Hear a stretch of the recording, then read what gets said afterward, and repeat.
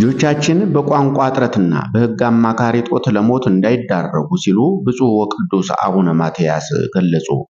ብፁዕ ወቅዱስ አቡነ ማትያስ ቀዳማዊ ፓትርያርክ ርዕሰ ሊቃነ ጳጳሳት ዘኢትዮጵያ ሊቀ ጳጳስ ዘአክሱም ወእጨጌ ዘመንበረ ተክለ ሃይማኖት በሳውዲ አረቢያ የሞት ፍርድ ተፈርዶባቸው በአስጨናቂ ሁኔታ ውስጥ የሚገኙ ወገኖችን በማስመልከት ለኢትዮጵያና ለሳውዲ መንግስታት፣ ለዓለም አቀፍ የሰብአዊ መብት ተሟጋች ተቋማትና ለመላው የኢትዮጵያ ሕዝብ አባታዊ መልእክት አስተላልፈዋል። በዝርዝር እንመለስበታለን።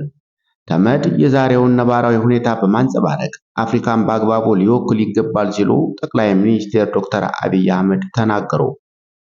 በሌላ ዜና ሱዳን የውጭ ሀገር ተዋጊዎችን በመመልመል የሚከሰሰው የሱዳን ፈጥኖ ደራሽ ኃይል ወይም አርኤስኤፍ አዛዥ ከቡድኑ መልቀቁን ተናግሯል።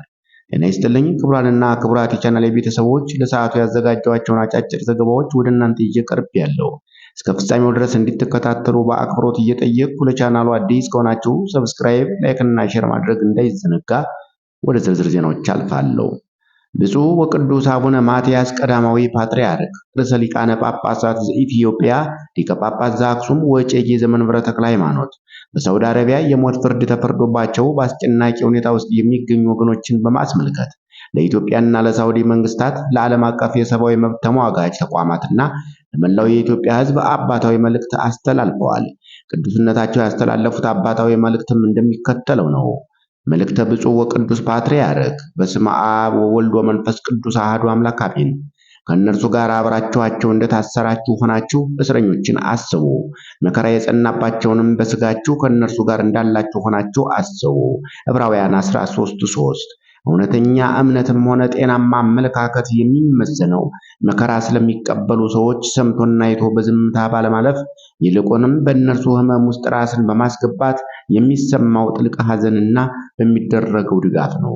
ይልቁንም በዚህች ዓለም የሚኖር ለችግርና ለመከራ ቅርብ እንደመሆናችን የታሰሩትን መጎብኘት፣ የተገፉትን ማጽናናት፣ በስደት ምድር ላይ ሆነው በሞት ፍርድ የሚጨነቁትን ወገኖች ስቃይም እንደራሳችን ስቃይ በመቁጠር ስለ እነርሱ ድምፅ መሆንና ማዘን ስንችል በሰማያዊው መንግስት የማይጠፋ የጽድቅን ዋጋ እናከማቻለን። የተወደዳችሁ የመንፈስ ቅዱስ ልጆቻችን፣ እረኛ በበረት ውስጥ ያለችው አንዲት በግ ስትጠፋ ወይም ለአደጋ ስትጋለጥ ዝም ብሎ እንደማያይ ሁሉ በሳውዲ አረቢያ ምድር በሞት ጥላ ስር ሆነው የፍትህ ያለ እያሉ የሚጮሁ በጭንቀት ቀናትን የሚቆጥሩ ድምፅ የሌላቸው ኢትዮጵያውያን ልጆቻችን የተሻለ ኑሮ እናገኛለን ብለው በተሰደዱበት ሀገር ሕይወታቸው በጅምላ ሊቀጠፍ እንደሆነ መረጃውን ከልዩ ልዩ መገናኛ ብዙሃን የተገነዘብን በመሆኑ የዲፕሎማሲ ግንኙነት ጠቀሜታው የሰው ልጆችን ሕይወት ለመጠበቅ ነውና የኢትዮጵያ መንግስት በከፍተኛ ደረጃ ከሚገኙ ከሳውዲ ባለስልጣናት ጋር በመነጋገር በግፍ የተፈረደባቸው ልጆቻችን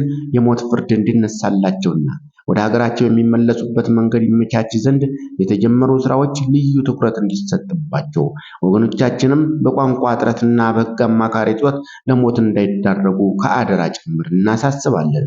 እግዚአብሔር አምላክ ለሰው ልጅ የሰጠው ታላቅ ስጦታ ሕይወት ነው። አትግደል የሚለው ሕግም በማንኛውም ምድርና ቋንቋ የሚሰራ ሲሆን ፍርድ ያለ ምሕረት ከሆነ አምላካዊ ቁጣን ይጋብዛልና የሳውዲ ባለስልጣናት የሁለቱን ሀገራት የቆየ ታሪክና ወዳጅነት አስበው በሞት ፍርድ ጥላ ስር ላሉት ወገኖቻችን ምሕረትን እንዲያደርጉ፣ ቅጣቱንም ወደ እስራት እንዲቀይሩ በአባታዊ ርኅራኄ እንጠይቃለን። ዓለም አቀፍ የሰብአዊ መብት ተሟጋቾችም በማያውቁት ቋንቋ እንዲሁም ባልተረዱት የሕግ ሂደት ሞት የተፈረደባቸውን ወገኖች ስቃይ ተመልክተው የፍትህ መዛባትን እንዲቃወሙና የንጹሃን ነፍስ እንዲታደጉ ጥሪያችንን እናቀርባለን። በመጨረሻም ማንኛውም በእግዚአብሔር አምሳል የተፈጠረ ሰው ሕይወቱ ሊጠፋ አይገባምና ኦርቶዶክሳውያን ልጆቻችን የክርስትናችን አንዱ መገለጫ የአንደኛው ወገን ሕመምን በጋራ መካፈል እንደሆነ ተረድታችሁ ወደ ፈጣሪያችን በጸሎት እንድትማጸኑ፣ መላው ኢትዮጵያውያንም ለመፍትሄ የበኩላችሁን ጥረት እንድታደርጉ ስንል አባታዊ መልእክታችንን በእግዚአብሔር ስም እናስተላልፋለን። እግዚአብሔር አምላክ ኢትዮጵያንና ሕዝቦቿን ይባርክ። ወስብሐት ለእግዚአብሔር አሜን። አባ ማትያስ ቀዳማዊ ፓትርያርክ ርዕሰ ሊቃነ ጳጳሳት ዘኢትዮጵያ ሊቀ ጳጳስ ዘአክሱም ወእጨጌ ዘመንበረ ተክለ ሃይማኖት፣ አዲስ አበባ ኢትዮጵያ። በሌላ ዜና ተመድ የዛሬውን ነባራዊ ሁኔታ በማንጸባረቅ አፍሪካን በአግባቡ ሊወክል ይገባል ሲሉ ጠቅላይ ሚኒስትር ዶክተር አብይ አህመድ ገለጹ። ጠቅላይ ሚኒስትር ዶክተር አብይ አህመድ የተባበሩት መንግስታት ድርጅት 80ኛ ዓመት የምስረታ በዓልን አስመልክቶ በአዲስ አበባ በተካሄደ ደማቅ መርሃ ግብር ላይ መልእክት አስተላልፈዋል።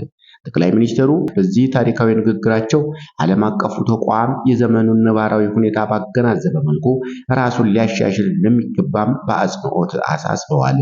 በአሁኑ ወቅት በዓለም አቀፍ ደረጃ በሀገራት መካከል ያለው የጋራ መተማመን ከፍተኛ ጫና ውስጥ መውደቁን ገልጸዋል።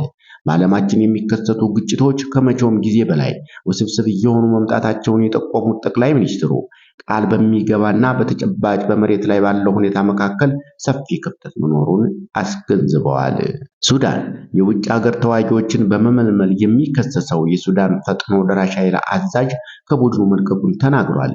በሱዳን ፈጥኖ ደራሽ ኃይል ወይም RSF ውስጥ ከፍተኛ አዛዥ የነበረውና የውጭ ሀገር ተዋጊዎችን ወደ ቡድኑ በማስገባት ረገድ ትልቅ ሚና እንደነበረው የሚነገርለት ግለሰብ ከቡድኑ መውጣቱን ሱዳን ትሪቢዩን ዘግቧል።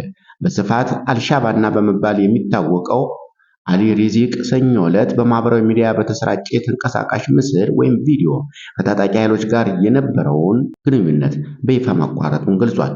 ውሳኔውን ያስተላለፈው ከሱዳን ሕዝብ ጎን ለመቆምና ለሰላምና መረጋጋት ድጋፍ ለመስጠት መሆኑንም ተናግሯል። ክቡራንና ክቡራት የቻናሌ ቤተሰቦች ለሰዓቱ ያዘጋጀኋቸው አጫጭር ዘገባዎች እስካሁን የተከታተላችኋቸውን ይመስሉ ነበር። አብራችሁን ስለቆያችሁ ከልብ እያመሰገንኩ ለቻናሉ አዲስ ከሆናችሁ ሰብስክራይብ ማድረጋችሁ እንዲሁም ደግሞ ላይክ እና ሼር ማድረግ እንዳይዘነጋ። መልካም ቀን እንዲሆንላችሁ ተመኘው። ሰላም ለሀገራችን፣ ሰላም ለዓለማችን።